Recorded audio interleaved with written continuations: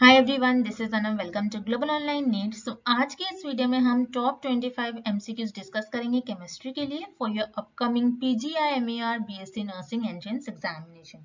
तो जैसे कि आप सभी को पता है कि पीजीआई-एमईआर काफी रेप्यूटेड इंस्टीट्यूट है और इनके एंट्रेंस एग्जामिनेशन के लिए बस कुछ ही डेज रिमेनिंग है। कुछ ही दिन के बाद आपके एंट्रेंस एग्जामिनेशन भी स्टार्ट हो जाएंगे। तो इसीलिए आज के इस वीडियो में हम आपके लिए टॉप 25 इंपॉर्टेंट क्वेश्चंस लेकर आए हैं केमिस्ट्री के लिए, जो कि काफी सिलेक्टेड क्वेश्चंस है। इनका जो एक्सप्लेनेशन है आपको क्विक एक्सप्लेनेशन मिलेगा और इसी टाइप के क्वेश्चंस आप आपके एग्जामिनेशन में डायरेक्टली एक्सपेक्ट कर सकते हैं। और साथ ही साथ ये जो वीडियो है, वीडियो में हमने जो एमसीक्यूज आपके साथ डिस्कस करा है, जैसा हमने कहा शॉर्ट एक्सप्लेनेशन है, तो आप एज अ रिविजन भी इस वीडियो को फॉलो कर सकते हो केमिस्ट्री सब्जेक्ट के लिए। आप आपके एग्जामिनेशन के लिए एग्जामिनेशन के 1 और 2 डेज पहले भी इस वीडियो को देख सकते हो और काफी आपको जो क्वेश्चंस है यूनिक क्वेश्चंस देखने मिलेंगे। इस टाइप के क्वेश्चंस आपके एग्जामिनेशन में आप एक्सपेक्ट कर सकते हो इसी तरह से। और साथ ही साथ जैसे कि हमने कहा आपको कि इस एंट्रेंस एग्जामिनेशन के लिए आपको किसी और टॉपिक पर, किसी और यूनिट पर अगर आप वीडियो चाहते हैं तो आप कमेंट करिए, आपके कमेंट पर हम वीडियो लेकर आएंगे। So that's it. एंड तक जरूर देखिए इस वीडियो को। चैनल पर नए हैं, चैनल को जरूर सब्सक्राइब कर लीजिए। और चलिए आज के इस वीडियो को हम स्टार्ट करते हैं। तो फर्स्ट क्वेश्चन है metal present in haemoglobin is.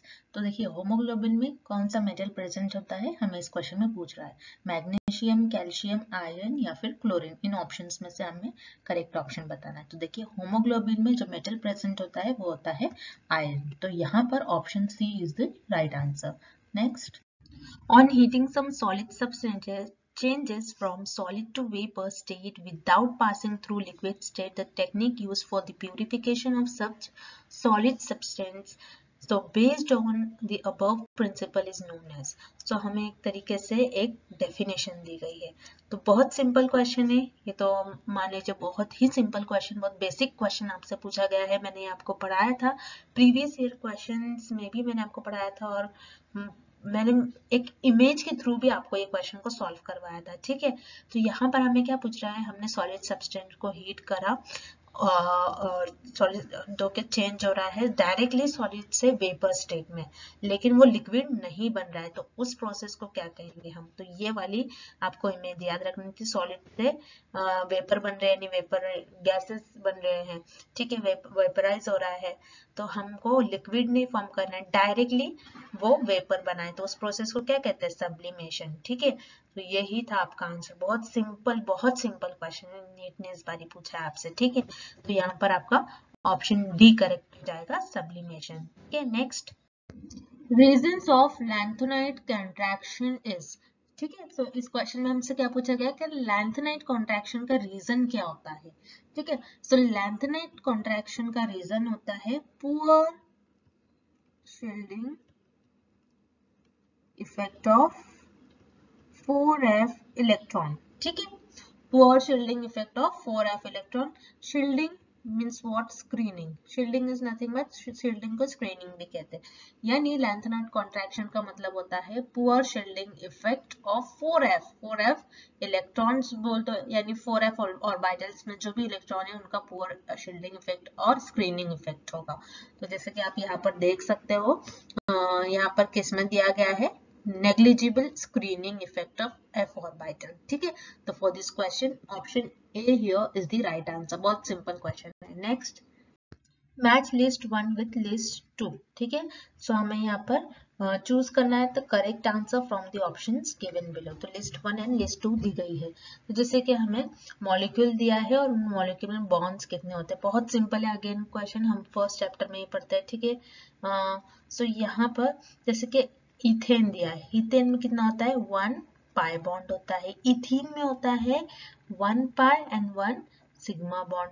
ठीक है, उसी तरीके से कार्बन मॉलिक्यूल में होता है आपके 2 पाई बॉन्ड्स होते हैं एंड इथाइन में होता है 1 pi and again 2 pi and 1 sigma bond होते हैं। तो इस तरीके से ये पेयर्स बनते हैं। तो ये आपका करेक्ट ऑप्शन है, ऑप्शन ए में दिया गया, इसलिए इस क्वेश्चन का आपका करेक्ट आंसर ऑप्शन ए होगा। ठीक है, next, what is the formula of hydrogen peroxide. Hydrogen peroxide का फॉर्मूला होता है H2O2, जो कि एसिडिक और बेसिक दोनों भी मीडियम में oxidising as well as reducing agent की तरह ये काम करता है। तो यहाँ पर ऑक्सीजन पेरोक्साइड का करेक्ट ऑप्शन हो जाएगा ऑप्शन ए H2O2।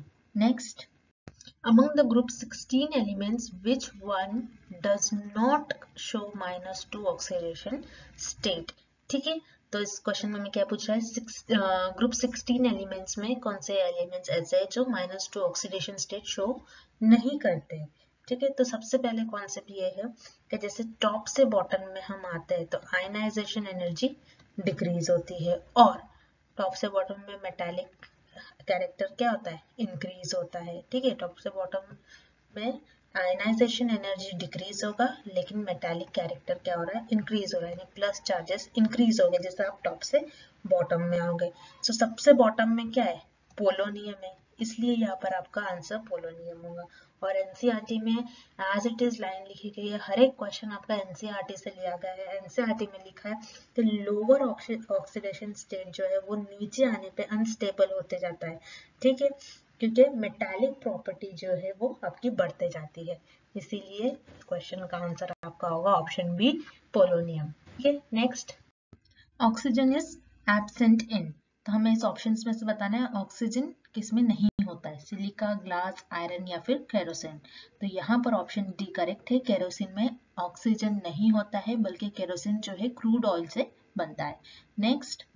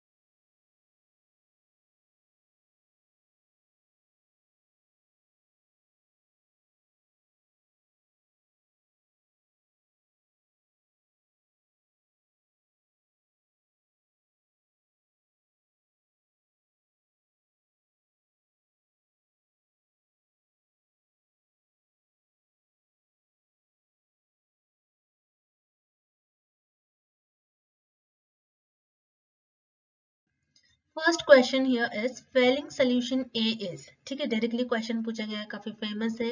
ठीक है, सो बहुत इंपॉर्टेंट, अगेन अब डायरेक्टली इस क्वेश्चन का आंसर मार्क कर सकते हो, सिंपल क्वेश्चन पूछा गया है। सो आपको सबसे पहले इस क्वेश्चन को सॉल्व करने के लिए पता होना चाहिए कि फेलिंग सोल्यूशन होता क्या है। सो याद रखिएगा, फेलिंग सोल्यूशन आपको बताता है कि अल्डिहाइडिक और कीटोनिक ग्रुप को किस तरीके से डिफरेंशिएट करा जाए। ठीक है, अल्डिहाइड और कीटोन ग्रुप को डिफरेंशिएट करने के लिए फेलिंग सोल्यूशन का यूज करा जाता है। ठीक है, अब फेलिंग सोल्यूशन के दो फॉर्म्स होते हैं, फेलिंग सोल्यूशन ए और फेलिंग सोल्यूशन बी। ठीक है, अगर यहाँ पर हमें क्या पूछा गया, फेलिंग सोल्यूशन ए क्या होता है। सो याद रखिएगा, फेलिंग सोल्यूशन ए होता है आपका copper sulphate, aqueous copper sulphate, CuSO4 copper sulphate. ठीक है, अगर क्वेश्चन में यू पूछा जाता है कि फेलिंग सोल्यूशन बी क्या होता है, तो उस केस में आपका आंसर होता है alkaline solution of sodium potassium tartrate, जिसे रोशिल सॉल्ट भी कहते हैं। ठीक है, उस केस में आपका ए होता है अगर स्पेलिंग सोल्यूशन बी पूछा जाता तब। लेकिन हमें क्वेश्चन में क्या पूछा गया है, फेलिंग सोल्यूशन ए पूछा गया है। सो फेलिंग सोल्यूशन ए क्या होता है आपका, aqueous copper sulphate. So for this question option see here is the right answer. ठीक है, next, Which gas is present in atmosphere in a high amount? तो हमें बताना है इस क्वेश्चन में कि एटमॉस्फेयर में कौन सी ऐसी गैस है जो बहुत ज्यादा अमाउंट में, हाई अमाउंट में प्रेजेंट होती है। जैसे कि यहाँ पर ऑप्शन दिए गए हैं carbon dioxide, nitrogen, hydrogen and oxygen. तो देखिए एटमॉस्फेयर में जिस गैस का ज्यादा अमाउंट होता है, हाई अमाउंट में जो गैस प्रेजेंट होती है वो होता है नाइट्रोजन। तो यहाँ पर आपका ऑप्शन भी करेक्ट हो जाएगा। अब जैसे कि यहाँ पर आपको हाई अमाउंट पूछा है, कभी कभी एग्जामिनेशन में आपको लो अमाउंट पूछा जाएगा और कभी कभी एग्जैक्ट नंबर दिया जाएगा परसेंटेज के फॉर्म में, और आपको बताना होगा इतना परसेंटेज एटमॉस्फेयर में किस गैस का होता है। इस तरीके से भी आपको क्वेश्चंस दिए जाते हैं। तो इस टाइप के क्वेश्चंस में आपको याद रखना है हर एक गैस का कितना परसेंटेज और कितना अमाउंट एटमॉस्फेयर में प्रेजेंट होता है। तो यहाँ पर नाइट्रोजन का जैसे कि हमने देखा हाई अमाउंट होता है, जो कि होता है आपका 78% नाइट्रोजन का होता है। देन कार्बन डाइऑक्साइड की अगर बात करा जाए तो 0.04% जो गैस होती है ये कार्बन डाइऑक्साइड की होती है। ऑक्सीजन होता है 21% ऑक्सीजन होता है, और जो रिमेनिंग गैस है जैसे आर्गन वगैरह जो गैस होती है ये 0.96% एटमॉस्फेयर में प्रेजेंट होता है। तो मेनली आपको एग्जामिनेशन में कार्बन डाइऑक्साइड, नाइट्रोजन, ऑक्सीजन, इन तीनों गैस का ही आपको परसेंटेज वगैरह पूछा जाता है। नेक्स्ट,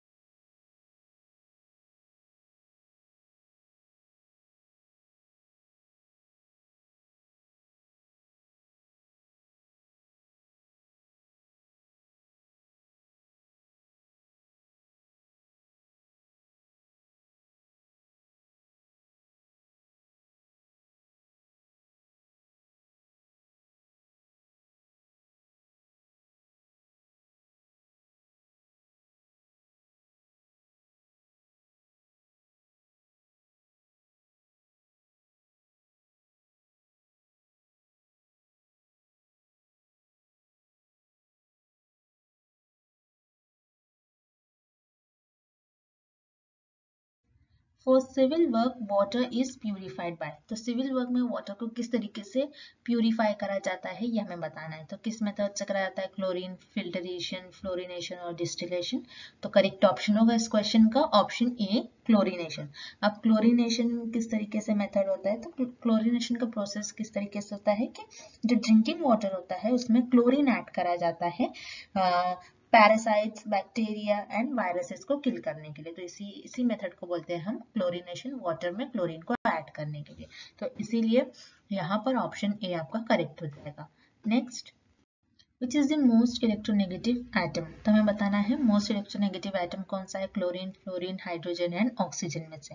तो करेक्ट ऑप्शन हो जाएगा ऑप्शन बी, फ्लोरीन। फ्लोरीन जो है मोस्ट इलेक्ट्रोनेगेटिव एटम इसीलिए है बिकॉज जो न्यूक्लियर चार्ज है बहुत ज्यादा होता है, हाई न्यूक्लियर चार्ज की वजह से, एंड जो डिस्टेंस है वैलेंस इलेक्ट्रॉन से न्यूक्लियस तक उनका डिस्टेंस भी ज्यादा है इसीलिए।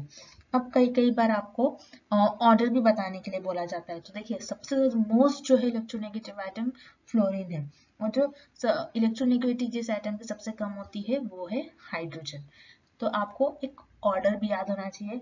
जो मोस्ट इलेक्ट्रोनेगेटिव जो एलिमेंट है वो फ्लोरीन है। फ्लोरीन के बाद ऑक्सीजन आता है, chlorine, bromine, sulphur, iodine, carbon, phosphorus and last आता है हाइड्रोजन। तो ये ऑर्डर आपको याद रखना है। So for this question, option B here is the right answer. Next, in gobar gas, which gas is present in high amount? तो देखिए इस क्वेश्चन को सॉल्व करने के लिए आपको सबसे पहले पता होना चाहिए कि गोबर गैस क्या होती है। सो गोबर गैस जिसे बायोगैस भी कहते हैं, जो कि रिन्यूएबल सोर्स ऑफ एनर्जी होती है, जो काउ डंग से या फिर काउ वेस्ट से ये गैस बनती है। अब इसमें बहुत सारे गैसेस के मिक्सचर्स होते हैं, जैसे कि मीथेन है, carbon dioxide, hydrogen sulphide and ammonia, carbon monoxide वगैरह ट्रेस अमाउंट में। इस तरीके से कुछ कुछ गैसेस का जो मिक्सचर्स है, इससे गोबर गैस बनती है। अब सबसे ज्यादा अमाउंट में गोबर गैस में जो गैस होती है वो होती है मीथेन, जो कि 50 to 70% मीथेन गैस होती है। अब देखिए हर एक गैस का आपको परसेंटेज पता होना चाहिए। गोबर गैस में जो भी गैसेस होती है उनका एग्जैक्ट आपको परसेंटेज पता होना चाहिए, क्योंकि परसेंटेज देकर भी आपको कई बार गैस पूछी जा सकती है। तो मीथेन का सबसे ज्यादा अमाउंट होता है, इसीलिए इस क्वेश्चन का आपका आंसर आपको पता चल गया, ऑप्शन ए होगा।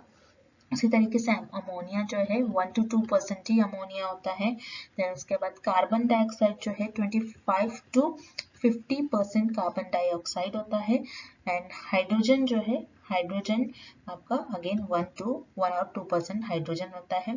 देन हाइड्रोजन सल्फाइड भी 1 और 2% होता है। नाइट्रोजन ट्रेस अमाउंट में नाइट्रोजन होता है। कार्बन मोनोऑक्साइड भी ट्रेस अमाउंट में होता है। लेकिन जो ये परसेंटेज है, ये 4 आपको गैसेस का ही परसेंटेज एग्जामिनेशन में पूछा जा सकता है। नेक्स्ट,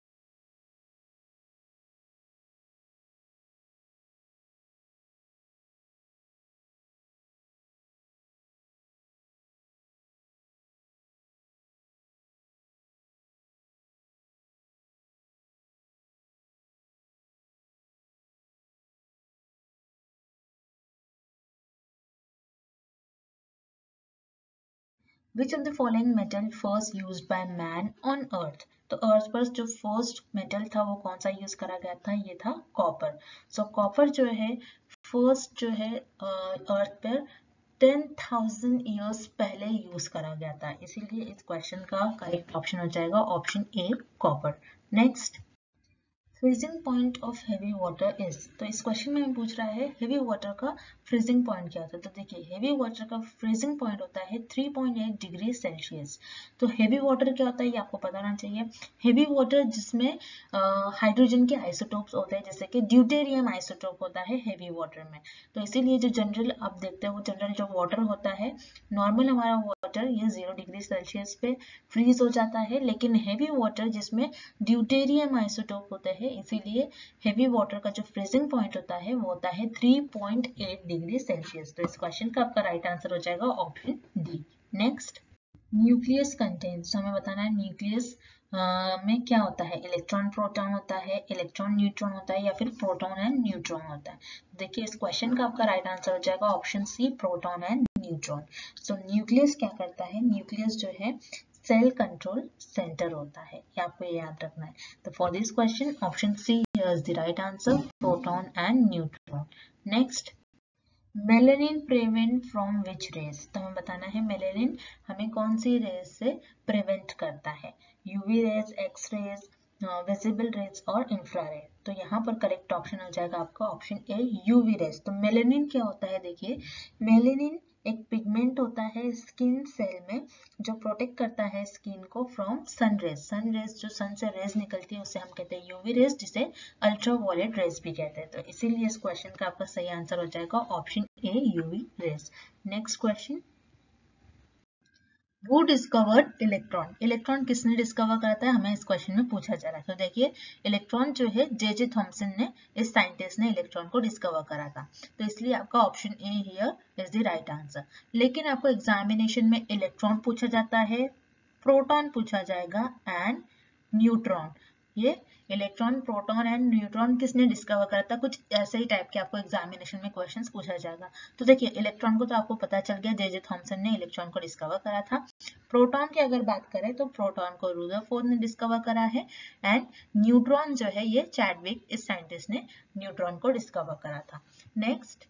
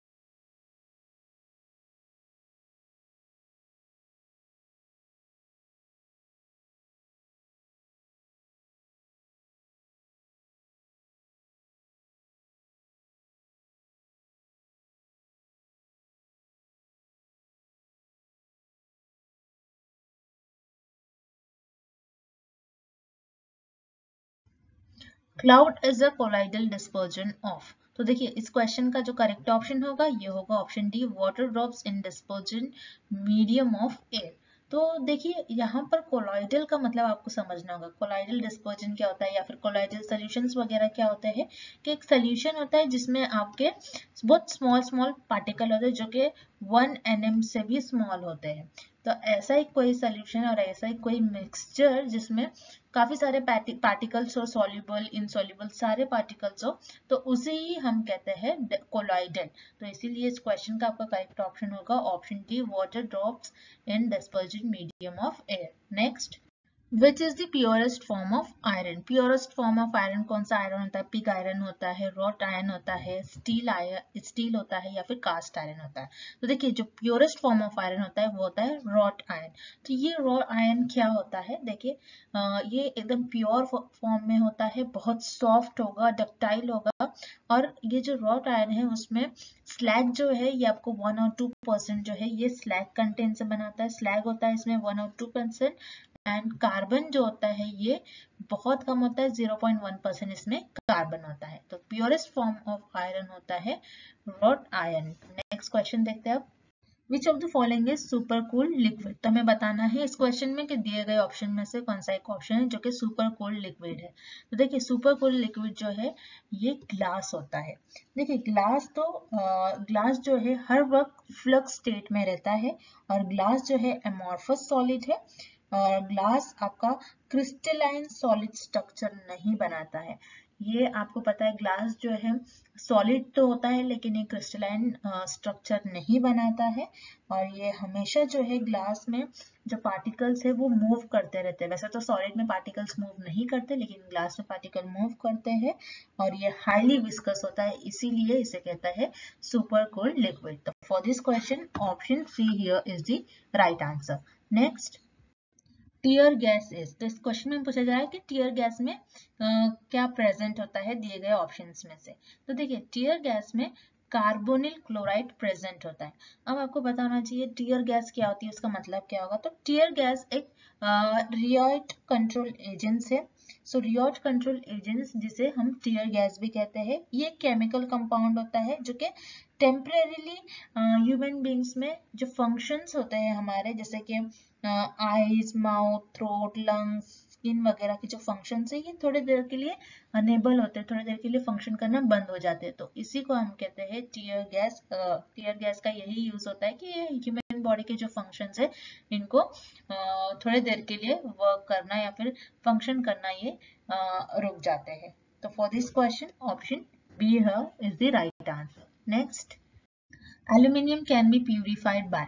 एल्यूमिनियम को किस प्रोसेस से प्यूरिफाई करा जाता है? ऑक्सीडेशन, डिस्टिलेशन, ओजोनोलिसिस या फिर इलेक्ट्रोलाइसिस।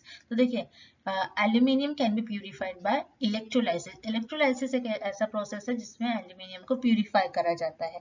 अब ये इलेक्ट्रोलाइसिस क्या होता है प्रोसेस, आपको ये पता होना चाहिए। इलेक्ट्रोलाइसिस जिसमें इलेक्ट्रिसिटी पास करा जाता है, जो सब्सटेंस के थ्रू इलेक्ट्रिसिटी पास करा जाता है, फिर आपके जो सब्सटेंस है उसको ब्रेक करा जाता है ऑक्सीडेशन रिडक्शन के थ्रू।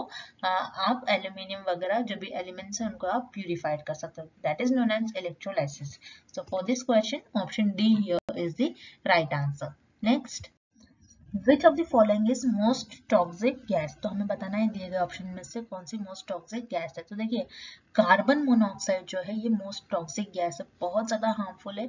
ये क्या करती है, अगर हमने इनहेल कर लिया, हमें मीन्स अगर कार्बन मोनोऑक्साइड को इनहेल कर जाते हैं तो ये हमारे होमोग्लोबिन के साथ रिएक्ट कर जाती, कॉम्प्लेक्स बना लेती है और जो हमारे बॉडी में जो ऑक्सीजन की रिक्वायरमेंट है उसको कम कर देती है, जिसकी वजह से ह्यूमन बींग्स की डेथ भी हो जाती है अगर हम कार्बन मोनोऑक्साइड को इनहेल कर ले।